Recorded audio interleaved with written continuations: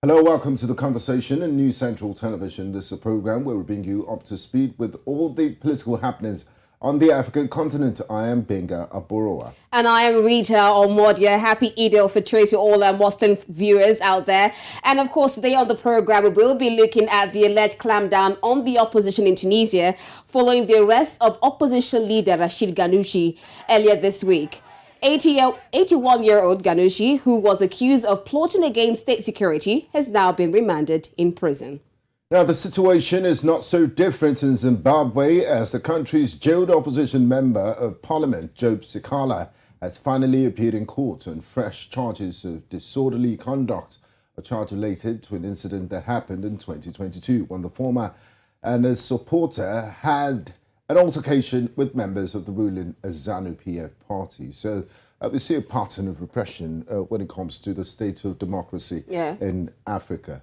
And unfortunately, this is coming in Zimbabwe, Tunisia. We've had these stories over and over again. Zimbabwe is supposed to have its elections this year. It's planning to have its elections this year, most likely July and August. So with things playing out like this and an alleged clampdown opposition, we wait to see if we will actually have free fair elections. And it's not just Zimbabwe and Tunisia. We also forgot Senegal with Ousmane Sonko, the opposition leader there. But let's wait and see how things pan out. And I'm glad that Adama elections has finally come to an end, because we were expecting a supplementary of a supplementary election. I wonder how that panned out. And we also saw President Muhammadu Buhari. I mean, he has, how I put it now, he has actually approved the suspension of the REC, Adama REC, who gave the illegal or premature declaration of results in Adama State. So I think it's supposed to serve as deterrent to others. So if you want to go that path, you know what you're going to face. And our radar is still on Sudan, and we hope that they find a peaceful resolution too, because it's just innocent people that are caught in the middle of this senseless violence. But let's get straight to our main discussion of the day. We head to Tunisia, where the leader of Tunisia's main opposition party, the Ennahda party, Rached Ghannouchi, was arrested and jailed on Monday for allegedly plotting against state security and making inciting statements. Ennahda condemned the imprisonment as politically motivated and stated that it would not solve Tunisia's crippling crisis. The United States criticized the move as a troubling escalation. The authorities also banned the party from holding meetings and closed the headquarters of the main opposition coalition, the Salvation Front. Now, Ghannouchi, a prominent critic of President Kais Saied, was the Speaker of the Tunisian Parliament until it was abolished by President Saied in 2021. His detention followed his warning that excluding various political currents, including political Islam and leftists, could lead to civil war in Tunisia. The authorities charged him with conspiracy against state security and kept him in prison on pre-trial detention. And now joining us to discuss the situation, we have Alizia Volkman. She's a journalist in Tunis. Thank you so much for joining us on this conversation. So first of all, Alizia, can you provide an overview of the recent events in Tunisia that led to the imprisonment of Rached Ghannouchi, the leader of the country's main opposition Ennahda party? So the issue that... Alizia, can you hear us? The sort of chain of... what happened was that there have been regular meetings of what's called the National Salvation Front, which is a coalition of political parties and civil society.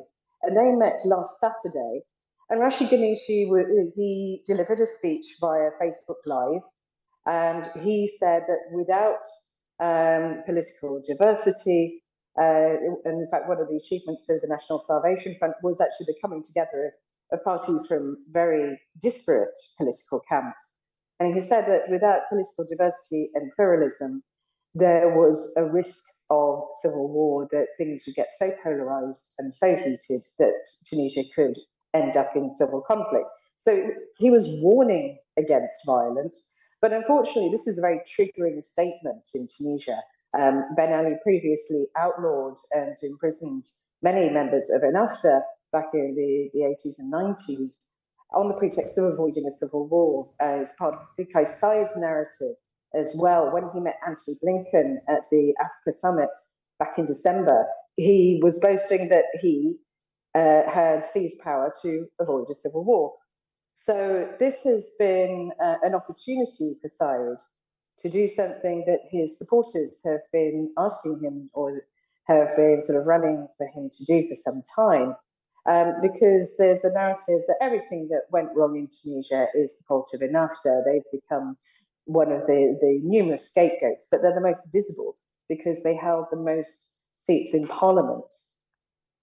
So Rached Ghannouchi has also been consistently polling very badly. He's actually one of the least popular political figures and is very much a sort of a figure of hate for a lot of people. And also the centrists and the leftists have always been very suspicious of Ghannouchi as well.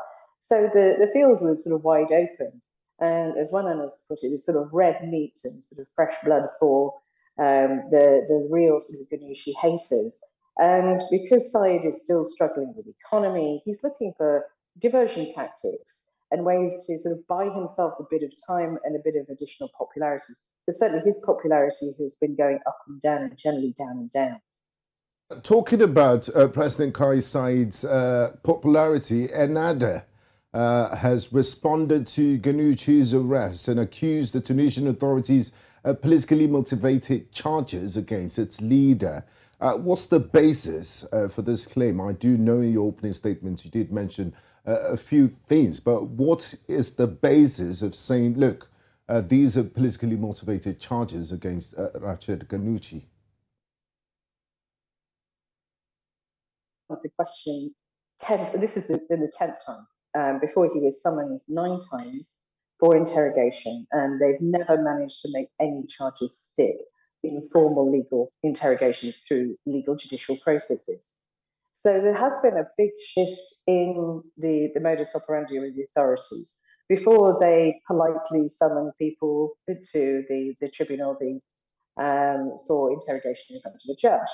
And since January, they've basically been sending large amounts of police to arrest different significant figures. So the former Ministry of Interior, Ali Rached, who is one of the sort of founder members of Ennahda, he was arrested, Nouraddin Bahiri. But we've also seen other members of other parties being arrested, such as Kaisa Turki, and people who are independent activists within the National Salvation Front movement, such as Shaina Issa and Jawad Mubarak. And again, it was, policemen jumping over garden walls and blasting their ways into houses, searching and just taking people to police stations, often not declaring where they were taking them to. In the case of Ghannouchi, there was apparently about 100 different security agents. There are always police officers around his house. He's always been followed. The security services tend to tap people's phones at will, and they searched his house for 2 hours, and then they took him, but they didn't actually declare where they were taking him to. It's only because one of the security officers mentioned that they were from the brigade of Lawina that his wife and daughter put 2 and 2 together. So the lawyers went to the barracks at Lawina where he was indeed being held. So it's the manner of the arrest that is really quite over the top. Rached Ghannouchi is an 81-year-old politician with hypertension, and he's always attended whenever he's been summoned. He is not somebody who is a flight risk. He's chosen to stay in Tunisia rather than fleeing the country, which would certainly ensure his personal safety. But he's actually chosen to stay here and continue to battle and oppose Kais Saied's regime. So the basis is it's in the manner and also the extremity of the accusations as well, because these are effectively charges of treason, and that it's a conspiracy to attack the security of the state. This is a very serious charge, and there is little evidence. Now, Alicia, with this alarming allegations of dissent on the opposition parties in Tunisia and the fact that people are saying that Kaisa is trying to sweep all powers towards him. Now, we've seen the United States and we've seen all the international actors expressing concerns about the recent actions taken by the Tunisian government And we also saw a statement from Kais Saied yesterday talking against these international actors and saying that, Tunisia is an independent state, and so far there should be no interference from this international actor. So first of all, do you see any potential consequences of this international pressure? And what do you think Kais Saied's move will be next? We'll see a situation where he tries to block the interference from the international actors. Is it possible? So let's look at those two sides. Well, Kais Saied's trump card is really to do with migration and military and counterterrorism partnership. So certainly the United States wants to keep the military-to-military cooperation going. And the EU, particularly France and Italy, they want a partner who can help stem the flow of migration across from Tunisia to Italy and France by boats. So there's a concern that these big countries and unions and blocs are not actually that invested in supporting political pluralism or standing up for human rights. Because at the moment they're looking for a minimum level of stability. I mean, we've seen things break down in Sudan. There have been repeated sort of breakdowns of security and conflicts within Libya. So they're certainly not as gung-ho and supportive of Tunisia as they were after the revolution, when there was a concerted movement towards democracy. So it seemed very much as lip service. But the thing is that Kais Saied, he picks and chooses what he considers international interference. He talks a big talk about sovereignty, but at the same time, he is negotiating with Italy, looking to get money from Italy to on the basis of migration control. And he is also reinstigating relations with Syria. Certainly there have been talks with China. So and there's been a lot of backing from Algeria as well, and he in fact has Egyptian advisors who are often resident actually in Qatar Palace. So he talks a lot about sovereignty and then chooses what's interference and what's assistance. Now, Elysia, it's not just looking at the events in Tunisia, it's not just the arrest of Rached Ghannouchi. The Tunisian authorities have also banned Ennahda from holding meetings and closed the headquarters of the National Salvation Front. What's the rationale behind these actions, and how do they fit into the larger context of Tunisia's political situation? Because these sort of actions are not what you see typically in a democracy.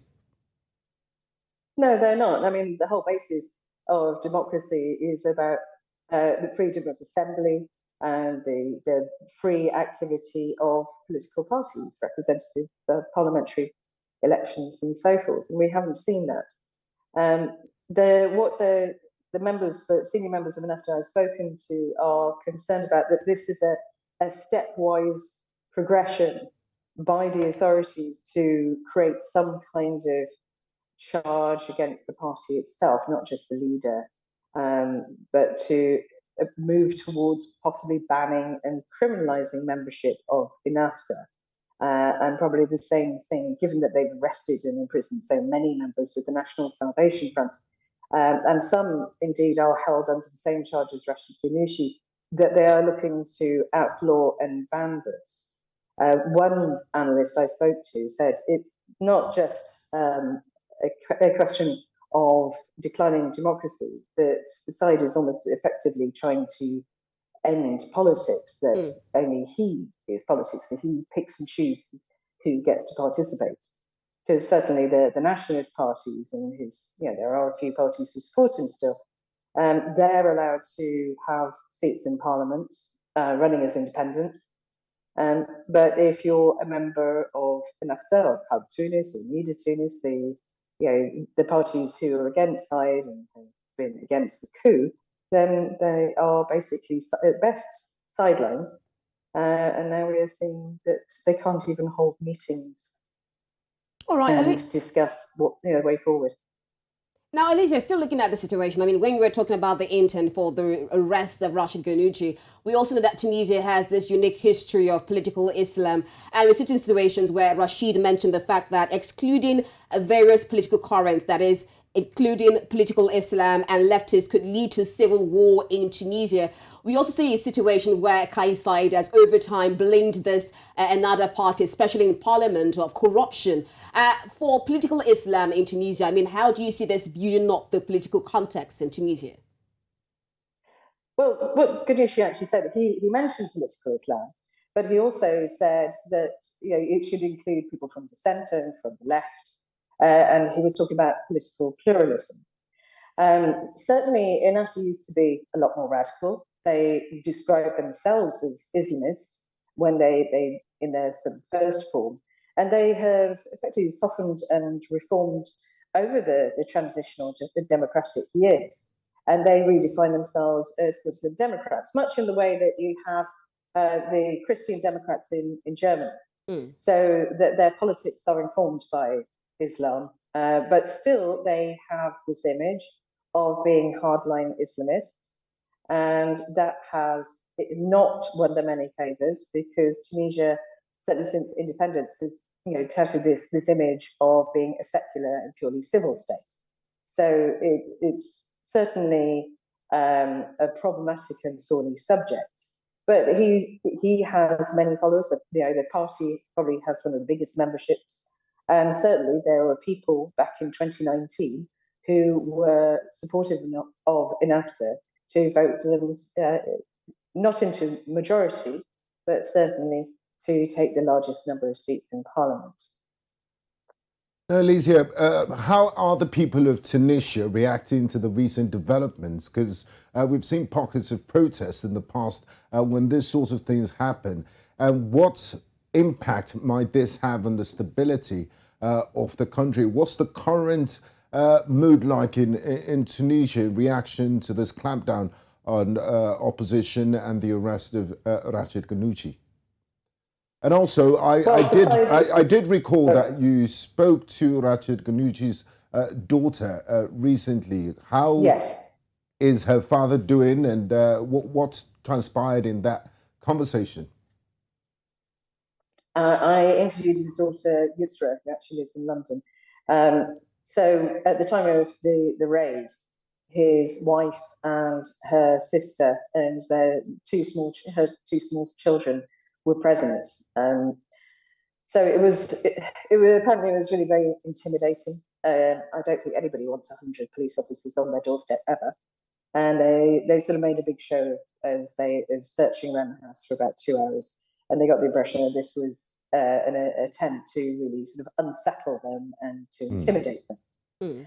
But the thing about Ghannouchi is that he's probably, as a politician, more sort of popular and respected overseas than he is in the sort of the popular sort of political environment in Tunisia. For many, this was a good thing, because they have pinned all their woes and sufferings on Ennahda and on Rached Ghannouchi. So it was quite a popular move, and certainly there were videos on social media of people celebrating and tooting horns and cheering.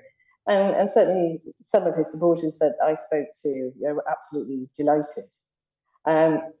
But what is I think the clever move for Saied is that he's reopening the same sort of political and social cleavage that he opened on the 25th of July 2021, because the centre and the sort of liberal left, who have always been quite suspicious at best or extremely opposed to Kais Saied and Ennahda, were certainly for these quite authoritarian moves. So they've actually been quite silent and quite passive, and have effectively, it's like a sort of a passive consent to these authoritarian and really quite repressive moves.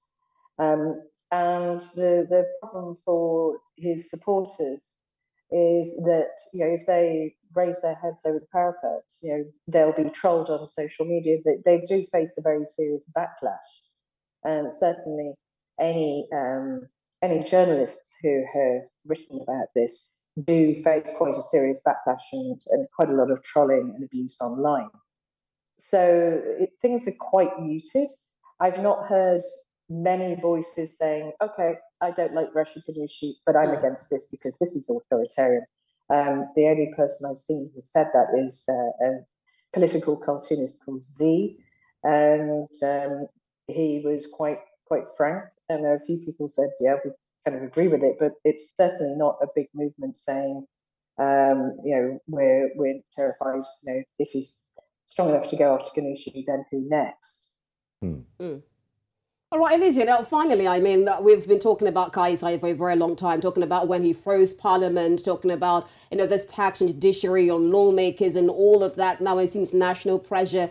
What do you think it will take us for Kais Saied and for some of his supporters? He seems to be doing the right thing, while some people are saying he's doing the right thing, but in the wrong way, especially when it goes against the dictates of democracy. What sort of pressure do you think that Kais Saied can be in that will make him go in line with the constitution or with democratic dispensation? Well, to be honest, I don't think Kais Saied is going to listen to any push towards the democratic path. I mean, he did this dance in the first year of his rule, where he made a sort of a facade of some kind of democracy. But of course, after the second 25th of July, when he passed his constitution that placed, basically concentrated all the powers in his hands, I think any illusion about a real democracy just went out the window, and any conviction that Tunisia is still a democracy certainly disappeared. And we saw that with the parliamentary elections with only a 10-11% turnout. He is a very intractable personality. He's very stubborn. But one of the things that all people in power need, of course, is backing and support and finance. And the thing that is emerging is that although he's talked this big talk about eradicating corruption and they're trying to sort of fight to even level up on social welfare and distribution of wealth and jobs and all these things, he's completely failed on this. And it looks more and more that either directly or inadvertently, he is, like Ben Ali, effectively serving the economic class, the oligarchs who dominate industry. But even that's going to get more difficult because we've now seen bonds values falling, international currency reserves are dwindling. And that means that for the importers and exporters who dominate Tunisia's economy, that things are actually going to start becoming very tough for them. I mean, we're seeing it with the food shortages, but it's not just a case of food shortages. This is the income stream for the large companies who dominate the market in Tunisia. So, for example, there's been no Arabica beans. Ennahda is a brand that dominates the coffee market. And I went into the shop, there was hardly any coffee. So how can even the oligarchs make any money if there's nothing being imported? So I think, unfortunately, we could well be seeing Tunisia heading for a very serious economic crisis, as we've seen the IMF talks and discussions stall again. And certainly he's struggling to get inward investment and loans and bailouts. So this is really quite worrying. Thank you very much, Elysia. As we see Kais Saied's slow march towards autocracy, it wouldn't take away the crisis, the economic crisis in Tunisia. So quite a lot will still happen in the nearest future, and we'll continue to monitor developments in Tunisia. Thank you very much for your time and your insight, Elysia Volkmann. It was a pleasure talking to you. Thank you. Thank you. Thank you again.